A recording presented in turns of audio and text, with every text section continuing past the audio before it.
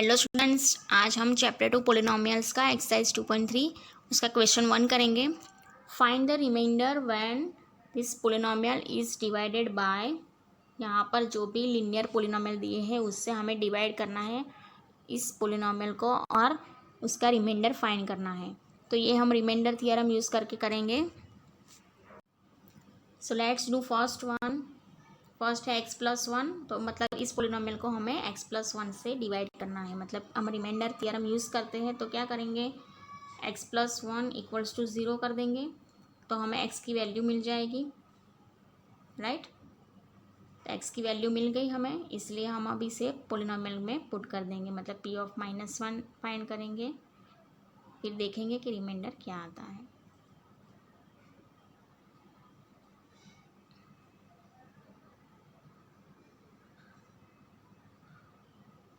ये -1 क्यूब मतलब -1, ये -1 स्क्वायर मतलब +1 इंटू 3, तो 3 हो जाएगा।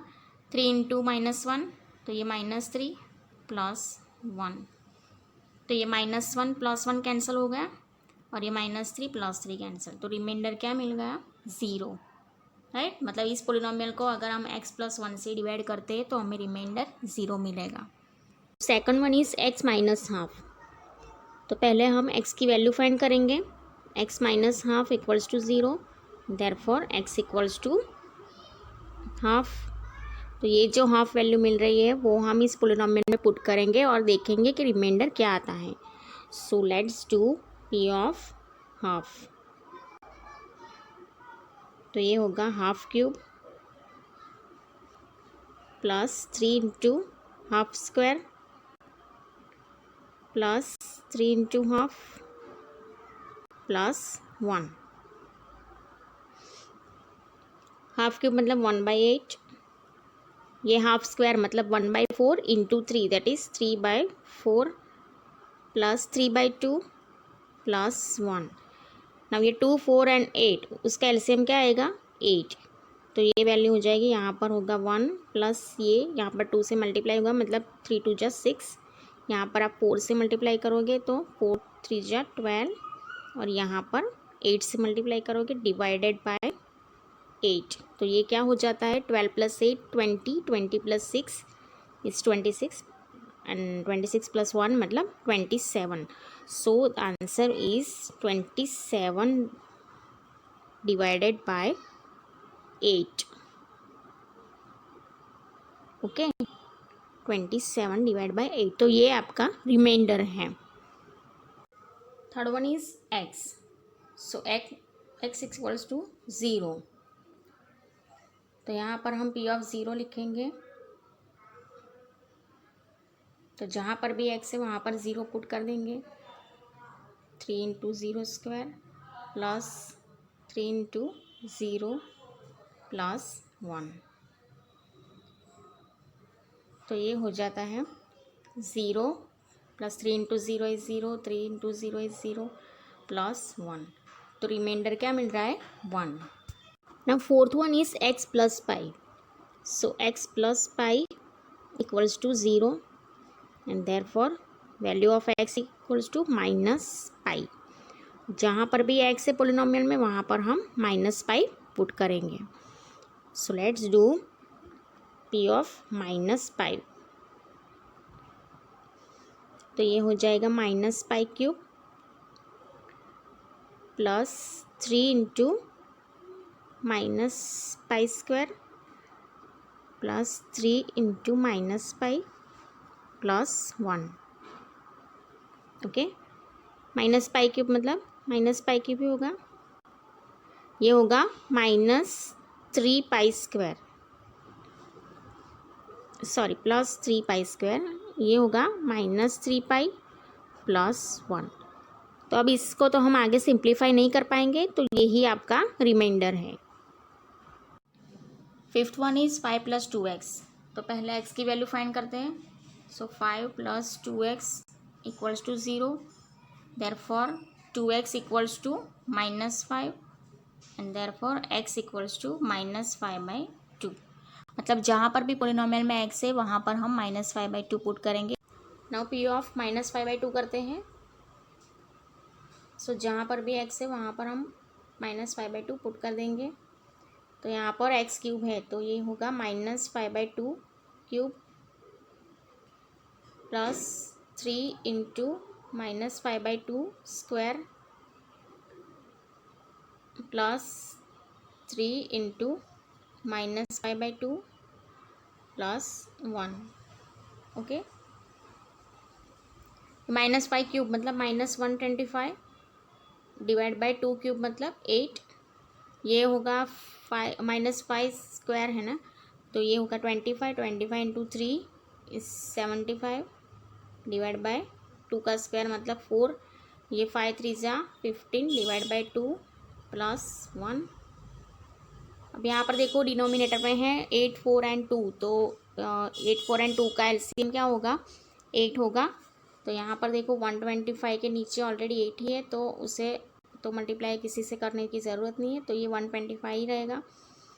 यहाँ पर नीचे 4 है, 75 के नीचे 4 है, तो हमें 2 से मल्टीप्लाई करना पड़ेगा क्योंकि 4 2 जा क्या होगा 8, तो हमें 2 से मल्टीप्लाई करना पड़ेगा। सो ये 75 इंटू 2 मतलब 150।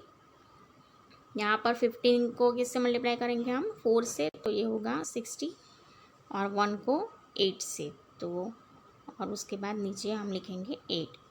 अब यहाँ पर देखो -125 प्लस 150 मतलब होता है 25 और ये होगा -60 प्लस 8, तो वो होता है -52।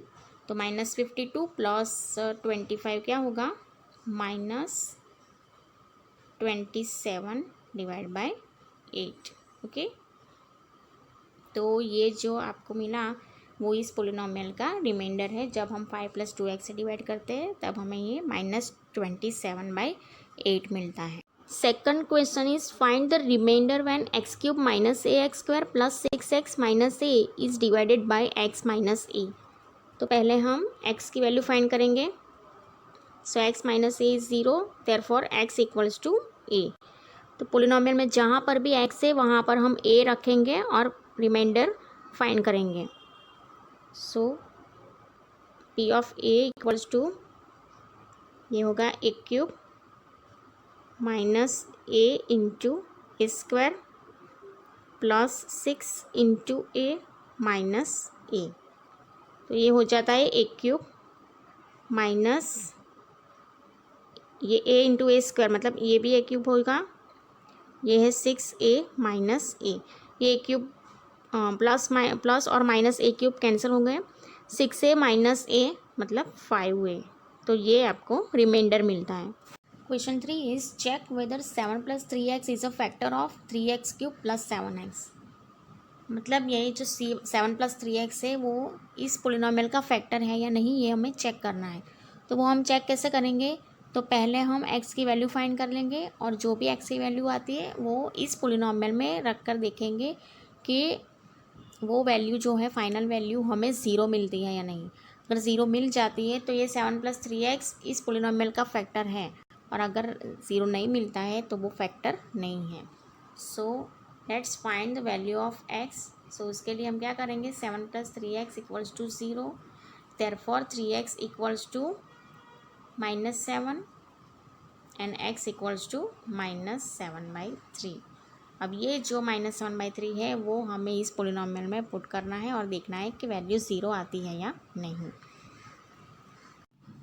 अब p ऑफ -7/3 करते हैं, मतलब जहाँ पर भी x है वहाँ पर हम 7/3 पुट कर देंगे। तो ये हमें क्या मिलेगा 3 into -7/3 cube plus 7 into -7/3। Okay, अब ये होगा 3 इंटू 7 क्यूब मतलब 343, और यहाँ पर आएगा 3 इंटू 3 इंटू 3। ये हम इसलिए लिख रहे हैं क्योंकि ये 3 3 कैंसिल हो जाए, इसलिए ये 7 7 ज़ा 49 डिवाइड बाई 3 हो जाएगा। ओके, तो ये हुआ -343 डिवाइडेड बाय 9 और ये है 49 डिवाइडेड बाय 3। अब इन 3 और 9 का एलसीएम क्या आता है 9, तो यहाँ पर तो 343 है ना, उसके नीचे 9 है ऑलरेडी, तो उससे तो मल्टीप्लिकेशन की ज़रूरत नहीं है, लेकिन यहाँ पर हमें 3 से मल्टीप्लाई करना पड़ेगा 49 को। तो ये तो 343 रहेगा, माइनस 49 को अगर 3 से मल्टीप्लाई करते हैं तो वो आएगा 147 होल डिवाइड बाय 9। ओके, क्योंकि एलसीएम क्या है हमारा 9 है ना, तो ये आएगा आपका 9। तो यहाँ पर देखो दोनों ही माइनस साइन है, तो समेशन होगा, तो समेशन क्या आएगा इसका, ये 094 और माइनस साइन है इसलिए माइनस आएगा डिवाइडेड बाय 9। ओके, अब ये जो हमें रिमाइंडर मिला वो ज़ीरो नहीं आ रहा है, राइट। तो ज़ीरो नहीं आ रहा है मतलब कि ये 7 + 3x है वो इस पोलिनोमियल का फैक्टर नहीं है। ओके,